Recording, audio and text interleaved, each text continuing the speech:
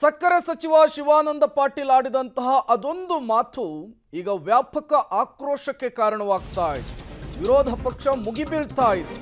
ರೈತರ ಬಗ್ಗೆ ಸಚಿವ ಶಿವಾನಂದ ಪಾಟೀಲ್ ವಿವಾದಾತ್ಮಕ ಹೇಳಿಕೆ. ಸಾಲ ಮನ್ನಾದ ಆಸೆಗಾಗಿ ಬರಗಾಲ ಬರಲಿ ಅಂತೇಳಿ ರೈತರು ಕಾಯ್ತಾರೆ. ಅಥಣಿಯ ಸುಟ್ಟಟ್ಟಿ ಗ್ರಾಮದಲ್ಲಿ ಕೊಟ್ಟಂತಹ ಹೇಳಿಕೆ ಇದು. ಈ ಹಿಂದೆ ರೈತರು ಪರಿಹಾರಕ್ಕಾಗಿ ಆತ್ಮಹತ್ಯೆಯನ್ನು ಮಾಡಿಕೊಳ್ತಾರೆ ಅಂತ ಹೇಳಿ ಇದೇ ಶಿವಾನಂದ ಪಾಟೀಲ್ ಹೇಳಿಕೆಯನ್ನು ಕೊಟ್ಟಿದ್ರು. ವಿವಾದದ ಬೆನ್ನಲ್ಲೇ ಸ್ಪಷ್ಟನೆಯನ್ನು ಕೊಟ್ಟಿದ್ರು ಸಚಿವ ಶಿವಾನಂದ ಪಾಟೀಲ್. ಮತ್ತೊಮ್ಮೆ ತಮ್ಮ ಹೇಳಿಕೆಯ ಮೂಲಕ ಎಡವಟ್ಟನ್ನು ಮಾಡಿಕೊಂಡಿದ್ದಾರೆ. ನನಗೆ ಮದ ಏರಿಲ್ಲ, ನಾನು ರೈತರ ಪರವಾಗಿದ್ದೇನೆ. ಶಿವಾನಂದ ಪಾಟೀಲ್ ಅವರ ಸ್ಟೇಟ್ಮೆಂಟ್. ವಿರೋಧ ಪಕ್ಷದವರು ನನ್ನ ಹೇಳಿಕೆಯನ್ನು ತಿರುಚುತ್ತಾ ಇದ್ದಾರೆ. ಸಕ್ಕರೆ ಸಚಿವ ಶಿವಾನಂದ ಪಾಟೀಲ್ ಅವರ ವಿವಾದಾತ್ಮಕ ಹೇಳಿಕೆಯ ವಿಚಾರಕ್ಕೆ ಸಂಬಂಧಪಟ್ಟಂತೆ ಸ್ಪಷ್ಟನೆ ಕೊಡುವಂತಹ ಕೆಲಸವನ್ನು ಮಾಡಿದ್ದಾರೆ. ಜಿಲ್ಲೆಯಲ್ಲಿ ವಿವಿಧ ಕಾರಣಗಳಿಂದ ಆತ್ಮಹತ್ಯೆ ಮಾಡ್ಕೊಳ್ತಾರೆ. ನಾನು ಕಂಪ್ಲೇಂಟ್ ಕೊಡೋ, ನಾನು ಆತ್ಮಹತ್ಯೆ ಅಂತ ಹೇಳಿ ಕೊಟ್ಟಾಗೆ ನನಗೆ ಪರಿಹಾರ ಸಿಗ್ತದೆ ಅನ್ನೋ ಒಂದು ದುರಾಸೆ ನನ್ನ ಮನಸ್ಸಿನಲ್ಲಿ ಇರ್ತದೆ. ಈಗ ಹಾರ್ಟ್ ಅಟ್ಯಾಕ್ ಆಗಿದ್ದ ಕೇಸ್ ರೈತಂದ ಅಂತ ಕೊಟ್ಟಿದ್ದಾರೆ. ಒಬ್ಬ ಕುಡಿದು ಹುಡುಗ ತೀರ್ಕೊಂಡಿರೋದು ಆತ್ಮಹತ್ಯೆ ಅಂತ ಕೊಟ್ಟಿದ್ದಾರೆ. ಏನು ನಾವು 5 ಲಕ್ಷ ರೂಪಾಯಿ ಪರಿಹಾರ ಕೊಡಲಿಕ್ಕೆ ಪ್ರಾರಂಭ ಮಾಡಿದ್ವಿ 2015 ನಂತರ, ಅವತ್ತಿನಿಂದ ರಿಪೋರ್ಟ್ ಆಗೋದು ಜಾಸ್ತಿ ಆಗ್ತಾ ಇದೆ. ಸ್ವಲ್ಪ ತಾವು ವಿಚಾರ ಮಾಡ್ತೀವಿ.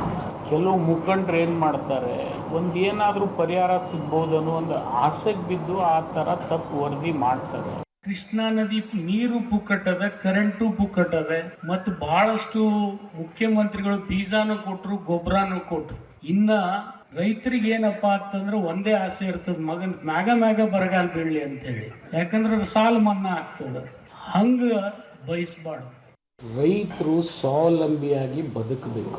ಯಾವುದೇ ಸರ್ಕಾರದ ಹಣದ ಮೇಲೆ ಅವಲಂಬಿತರಾಗಿ ಬದುಕಬಾರ್ದು. ಇದು ನಮ್ಮ ಆಸೆ ಇರಬೇಕು. ಇದರಂಗೆ ಸರ್ಕಾರಗಳು ಕೂಡ ಆ ನೀತಿ ನಿರೂಪಣೆಯನ್ನು ಮಾಡಬೇಕು. ಆ ರೀತಿ ಕರ್ನಾಟಕ ಸರ್ಕಾರದ ಎಲ್ಲ ಮುಖ್ಯಮಂತ್ರಿಗಳು ಸಾಕಷ್ಟು ಕೊಡುಗೆಯನ್ನು ಈ ರಾಜ್ಯಕ್ಕೆ ಕೊಟ್ಟಿದ್ದಾರೆ. ನೀರು ಕೊಟ್ಟಿದ್ದಾರೆ, ಕರೆಂಟ್ ಕೊಟ್ಟಿದ್ದಾರೆ, ಗೊಬ್ಬರ ಕೊಟ್ಟಿದ್ದಾರೆ, ಬೀಜ ಕೊಟ್ಟಿದ್ದಾರೆ. ಮತ್ತು ವಿರೋಧ ಪಕ್ಷದ ನಾಯಕರು ನನಗೆ ಮದ ಏರಿದೆ ಅಂತ ಹೇಳಿ ಏನೋ ಒಂದು ರಿಯಾಕ್ಷನ್ ಕೊಟ್ಟಿದ್ದಾರೆ. ನನಗೆ ಮದ ಏರಿಲ್ಲ. ಮದ ರೈತರನ್ನು ತುಳಿತಕ್ಕಂಥ ಜನರಿಗೆ ಏರಿ. ಇವರು ರೈತರ ಪರ ಚಿಂತನೆ ಮಾಡ್ತಕ್ಕಂಥವ್ರಲ್ಲ ಅಂತ ಹೇಳಿದ್ದೀನಿ. ಅದಕ್ಕೆ ಮೇಲೆ ಬರಗಾಲ ಬಿದ್ದರೆ ಸಾಲ ಸೂಟ್ ಆಗಬೇಕನ್ನೋದು ಬೇಡಿಕೆ ಸ್ವಾಭಾವಿಕವಾಗಿ ಬರ್ತದೆ.